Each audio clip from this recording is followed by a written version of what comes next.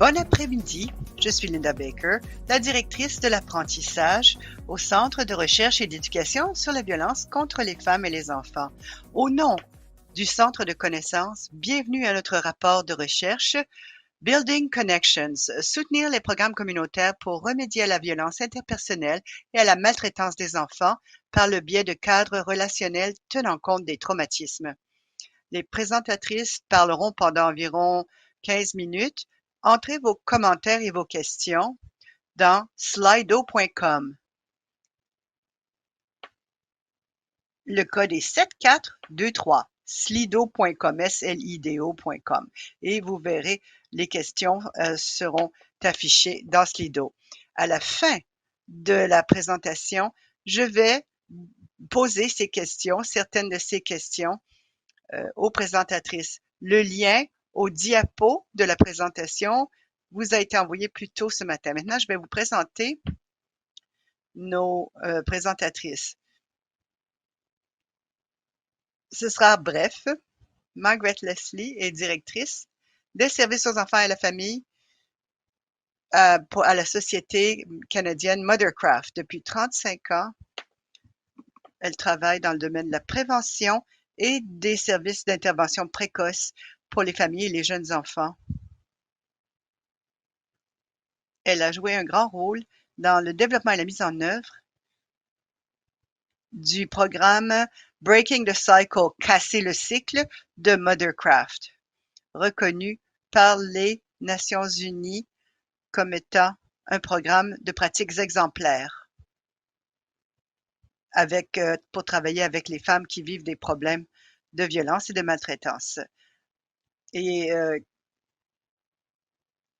elle a aussi travaillé au programme Building Connections, soutenir les programmes de communautaires pour remédier à la violence interpersonnelle, maltraitance des enfants par le biais de cadres relationnels tenant compte des traumatismes. Mary Mott est psychologue clinique pour le programme Mothercraft à Toronto. Elle travaille aussi à la faculté de psychologie de l'Université York. Elle a un diplôme en psychologie clinique à York et depuis l'obtention de ce diplôme, elle travaille avec des jeunes femmes et des mamans qui ont des problèmes liés à à l'abus de substances et au traumatisme, à la violence et à la discrimination systémique et à la pauvreté chez les jeunes mamans. Donc, je souhaite maintenant céder la parole à Margaret et Mary. Merci, Linda. Je vais vous donner un aperçu des activités de l'initiative Building Connections, puis je passerai la parole à Mary qui nous fera un aperçu des constatations. Eh bien, il s'agissait pour nous, d'abord et avant tout, de diffuser une intervention qui renforce la capacité des projets communautaires, des fournisseurs de services à identifier, à répondre aux besoins des femmes et des jeunes enfants qui sont touchés par la violence interpersonnelle et à évaluer le programme. L'intervention a été donc disséminée un peu partout au Canada et c'est financé par Santé publique, l'Agence de la santé publique du Canada. Et il s'agit donc d'inclure des problèmes liés à la violence interpersonnelle, violence conjugale, le traumatisme et aussi d'aider des familles qui sont soit éloignées ou soit dans des régions urbaines. Cette diapo identifie les activités principales de l'initiative Building Connections, c'est-à-dire développer les ressources et dispenser la formation à l'échelle canadienne sur la prévention de la violence familiale selon les projets PACE, PCNP, PAPA, dispenser une formation intensive sur la prestation de l'intervention Connections auprès de 30 projets, mettre en place donc une communauté de pratique, groupe de consultation hebdomadaire pour soutenir les fournisseurs de services qui dispensent Connections et effectuer une recherche interventionnelle pour évaluer et diffuser les enseignements, les leçons tirées du projet. Donc, la première activités dans la première phase du projet. Il s'agissait donc de mettre au point donc un webinaire de formation donc et de sensibilisation de l'ensemble des intervenants. Il s'agit d'accroître la sensibilisation, la capacité, la confiance et évidemment des intervenants. La prochaine phase de nos activités a vu la mise au point d'un outil permettant d'aller de l'avant, donc pour mettre au point donc une formation certifiée donc concernant l'intervention donc de notre projet Building Connections. Il s'agissait de donc veiller à avoir des pratiques qui tiennent compte des traumatismes, une supervision objective et des relations avec les services de conseil aux femmes, donc avec les refuges et ainsi de suite. Il s'agissait aussi par la suite d'assurer avec les enseignants dans la communauté et les formateurs une auto-formation et une formation de groupe. Prochaine diapo. L'activité 2 de l'initiative visait la prestation d'une formation certifiée intensive de 3 jours et demi. Donc, il y avait 75 animateurs et animatrices provenant de 34 projets communautaires. Puis, par la suite, nous avons mis au point une communauté de pratique hebdomadaire, c'est-à-dire des rencontres hebdomadaires pour affirmer l'apprentissage, pour donc permettre d'aller plus loin. Ça a commencé en mars 2016, ça a fini en juin 2020 en fait.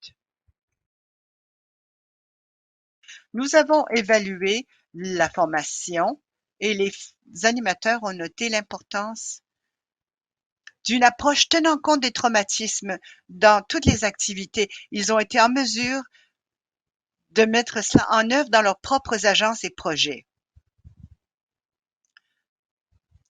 La formation pour les projets PAPA donc visait des collectivités autochtones. Nous voulions que ce soit pertinent culturellement et sécuritaire. Prochaine diapo. La prestation donc du projet Connection a eu lieu partout au Canada par des animatrices certifiés et ça a été diversifié dans plusieurs endroits, grands centres, centres de taille moyenne et petits centres. Puis, l'évaluation de l'intervention, on s'attendait à ce que nous basant sur les rapports précédents qui portaient sur l'intervention, les mesures quantitatives et qualitatives post-intervention révéleraient que les animateurs se déclarent satisfaits et les participantes se sentent mieux dans leur peau. Donc, une amélioration des relations, des soutiens sociaux, de la symptomatologie et en santé mentale et leur capacité parentale. Donc, une diminution de la violence interpersonnelle. Et je cède la parole à Mary qui va vous présenter les constatations. Merci, Margaret. Il y a eu une haute adoption du projet dans de nombreuses communautés, comme vous le voyez ici, certaines jusqu'à 5 fois. Évidemment, il y a eu la COVID qui a causé donc une certaine perturbation du programme et certains n'ont pas eu l'occasion de mettre en œuvre autant de projets, mais dans l'ensemble, les projets ont été adoptés à 80%. Alors, la prestation du programme pour ceux qui l'ont fourni, donc comme ceux qui l'ont vécu, il y a eu une plus grande sensibilisation, un sentiment de compétence accrue, un sentiment de collaboration et une sécurité accrue également. Pour tous, comme je l'ai dit, les animatrices, les organisations et la collectivité dans son ensemble. Et il était important pour nous d'assurer justement ce sentiment de sécurité. En plus de l'impact de leur propre travail, les animatrices ont parlé du fait qu'elles devenaient ambassadrices du programme et que ça a changé la façon dont les familles vivaient avec la violence conjugale et cela a diminué cette violence. Voici une diapo où il y a une citation et on voit de la part d'une participante l'impact que ça a eu sur elle. Selon les facilitatrices du projet PAPA, elles ont compris que c'était la pertinence culturelle qui avait permis donc au programme d'être déployé avec succès. Les femmes devaient commencer à guérir les traumatismes intergénérationnels pour pouvoir aller de l'avant, ont-elles dit. Et il est important que ce soit des animatrices autochtones qui travaillent avec le programme. Le niveau de satisfaction des animatrices semblait élevé. Donc, 3,9 sur 4. J'ai trouvé la communauté de pratique très utile. Donc, dit-on, surtout avant de débuter le programme et aussi parce que c'était un nouveau groupe, un nouveau programme, ça a permis de savoir ce qui s'est dit sur les autres sites et qu'il y a de l'aide nécessaire. Donc, ça a fait une grosse différence. Nous avons 383 familles qui ont participé à l'évaluation. Au début, on avait proposé 400, mais la pandémie nous a mis les bâtons dans les roues dans la dernière minute. Bon, il y avait donc une vaste gamme d'âge, né au Canada en général, à 93%, anglais comme langue parlée au sein du foyer principalement, aussi donc nord-américaine, autochtone, européenne, donc et 47% de femmes célibataires. Puis, on a demandé donc de noter, donc de donner un score à l'intervention connexion chaque semaine et puis une note globale par la suite dans l'ensemble. Les résultats sont significatifs. Notre collecte de données a eu lieu donc à tous les points. Cela permettait donc à ceux responsables de l'administration de faire le suivi des mesures et d'assurer donc que le programme donnait un sentiment de sécurité et de pertinence culturelle pour tous. Les domaines qui ont été mesurés dans le questionnaire avant et après la participation au programme Connection, meilleure estime de soi, par exemple, et ça, c'était significatif, ainsi que l'auto-efficacité, la capacité de se sentir proche dans les relations, capacité de dépendre, de se reposer sur les autres dans les relations, connaissance des services communautaires et compréhension des concepts de connexion et des concepts de la violence conjugale. Une diminution significative également de l'anxiété et du stress parental a été notée. Et ce qui est aussi formidable, c'est qu'on a eu des données préliminaires liées au stress des parents. Et ce questionnaire a été donc diffusé 1 à 3 mois après le programme et sur le temps, l'effet durait. Et comme vous le voyez, avant, après et le suivi, il y a toujours une baisse pendant la période de suivi concernant le stress parental. Nous avons aussi étudié les résultats dans des régions géographiques et quant à l'estime de soi. Et on voit donc la hausse partout de l'augmentation de l'estime de soi avant et après le programme. Il y a donc une augmentation partout dans chaque région. On pourrait dire que cela représente l'intervention Connections de manière fidèle. Donc, on a aussi demandé des réponses qualitatives, des commentaires quant à l'expérience vécue de Connections. Les personnes ont indiqué une plus grande capacité à prendre soin d'elles-mêmes, donc un sentiment d'autonomisation, donc d'habilitation et de force, et des changements dans leur comportement également. Donc, leurs sentiments et leur comportement. Donc, les relations interpersonnelles, leur capacité de parentage, et on a aussi identifié le fait que, provenant du programme Connection, il y avait des soutiens importants. Donc, soutien de la part d'autres femmes du groupe, donc de la part des animatrices et de la part des projets et d'autres services communautaires également. Et c'était donc le programme a été livré dans leur propre communauté et pour eux, c'était très important.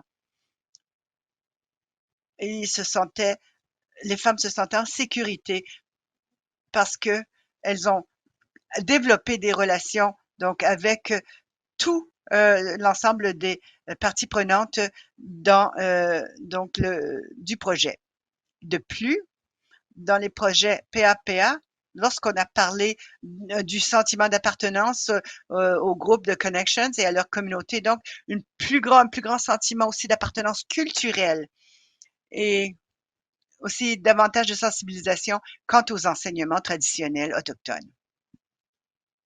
Cette diapo résume la façon dont on peut expliquer le cadre, donc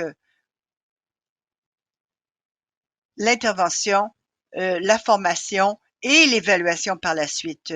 Nous avons été très donc intentionnels ici pour arriver à des relations qui ont bien alimenté donc le programme et le développement de l'ensemble des intervenants. Et maintenant, je cède la parole de nouveau à Margaret qui va vous donner donc une idée des thèmes importants de nos résultats. Eh bien, quelques mots de conclusion donc pour donc vous indiquer les toutes dernières données provenant de notre projet. Donc, on souligne l'importance de l'état de préparation des communautés, des projets, des animatrices et des participantes également, l'accent étant mis sur la sécurité grâce aux approches relationnelles, en tenant compte des traumatismes importants dans tous les aspects de la prestation de l'intervention. Ensuite, important de se rappeler également la loyauté, le respect de la sagesse communautaire également, et de reconnaître la solidité de la collaboration au sein des projets PACE, PCNP, PAPA et la capacité de ces projets d'avoir un impact, donc de disséminer donc une intervention quant à la recherche, quant à la violence interpersonnelle. Donc, ce sont les thèmes principaux qui se sont dégagés du projet. Merci, merci Mary et Margaret. Je vais passer aux questions. Il aborde l'importance de la préparation. Les outils, vous avez mentionné qu'il y avait une évaluation quant aux participantes qui étaient prêtes pour l'intervention et à la préparation des animatrices. Mais comment est-ce que vous avez évalué la préparation des participantes? Quel outil utilisiez-vous? Bon, nous avons utilisé ce qui était disponible. Ça a été publié, en fait, à l'adresse donnée par Margaret sur la diapo. Nous avons étudier les aspects de la sécurité à l'interne dans le programme, d'avoir des politiques et des procédures qui maintiendraient la sécurité du personnel comme des familles, de leur permettre donc d'avoir donc la possibilité d'un espace physique très respectueux, donc avec, par exemple, des services de garderie pour les enfants pendant le programme, des espaces privés également si c'était nécessaire. Donc, on a vraiment travailler fort pour donner le sentiment de sécurité aux familles et de bien les préparer pour l'intervention. Est-ce qu'il y a autre chose à ajouter? Non, c'est parfait. Merci.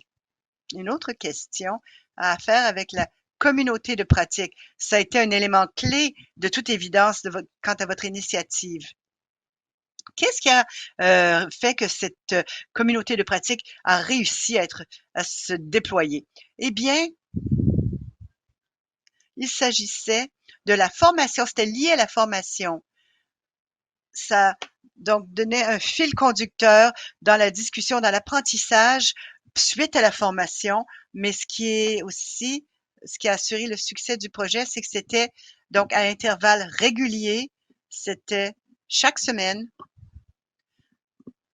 de 13 heures à 14 heures, heure de l'Est, et tout le monde pouvait s'y joindre, tous ceux qui le voulaient.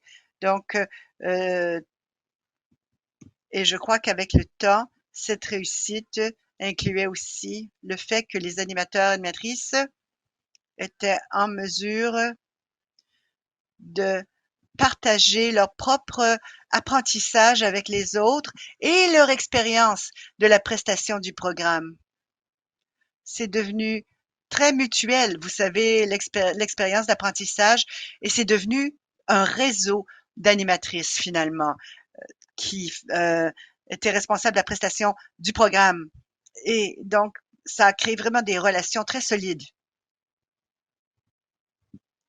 Et pourriez-vous nous expliquer davantage peut-être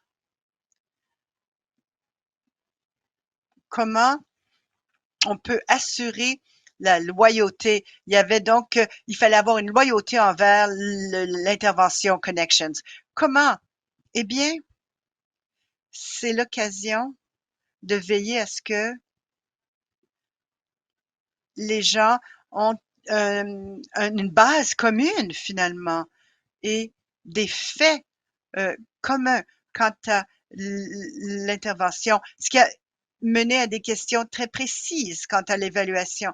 S'ils n'étaient par exemple pas sûrs de certains aspects techniques, bon, on pouvait leur répondre. Cela assurait la loyauté. Bon, ils se rappellent pas donc de tel et tel point.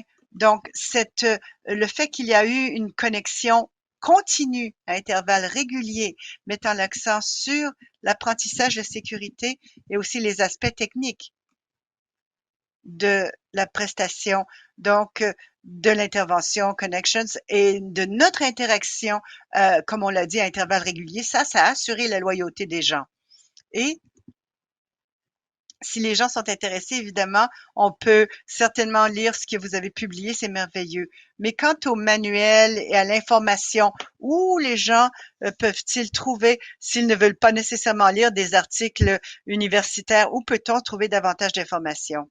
Eh bien, il y a une page web sur le site web de Mothercraft et où tous les manuels sont disponibles ainsi que de l'information supplémentaire sur d'autres ressources, d'autres publications, ainsi que les webinaires de formation. C'est sur le site mothercraft.ca. Mothercraft.ca. Il y a une page web qui est consacrée au projet. Alors, formidable. Le nom Connections est tellement bien choisi que, étant donné toutes les connexions que l'on fait. Merci beaucoup de votre temps, du temps que vous nous avez consacré. Merci à tous.